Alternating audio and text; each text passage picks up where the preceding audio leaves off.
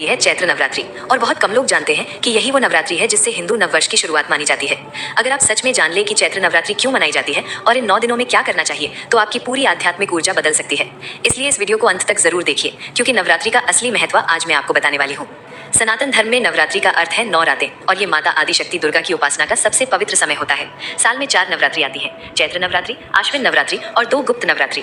इनमें से चैत्र नवरात्रि विशेष मानी जाती है क्योंकि ये वसंत ऋतु में आती है और इसी समय से हिंदू नववर्ष की शुरुआत भी होती है।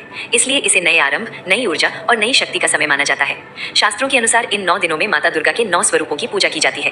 पहले दिन माँ शैलपुत्री, दूसरे दिन माँ ब्रह्मचारिणी, तीसरे दिन माँ चंद्रघंटा, चौथे दिन माँ कूष्मांडा, पांचवें दिन माँ स्कंद माता, छठे दिन माँ कात्यायनी, सातवें दिन माँ कालरात्रि, आठवें दिन माँ महागौरी और 9वें दिन माँ सिद्धिदात्री की पूजा होती है। ये 9 दिन केवल पूजा के नहीं होते बल्कि ये अपने मन, शरीर और आत्मा को शुद्ध करने का समय होता है।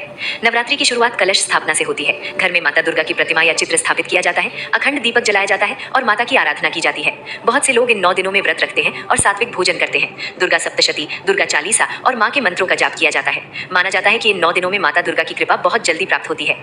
शास्त्रों में ये भी बताया गया है कि नवरात्रि केवल बाहरी पूजा नहीं है, ये अपने भीतर की नकारात्मकता, डर और आलस्य को खत्म करने की साधना है। जब हम माता दुर्गा की उपासना करते हैं तब हम अपने भीतर की शक्ति को जागृत करते हैं। यही कारण है कि नवरात्रि को शक्ति साधना का सबसे पवित्र समय कहा गया है। तो इस वर्ष 19 मार्च से शुरू हो रही चैत्र नवरात्रि को केवल एक त्योहार की तरह मत मनाइए, इसे अपने जीवन में शक्ति, सकारात्मकता और भक्ति लाने का अवसर बनाइए। सच्चे मन से माता रानी का स्मरण कीजिए और कहिए जय माता दी।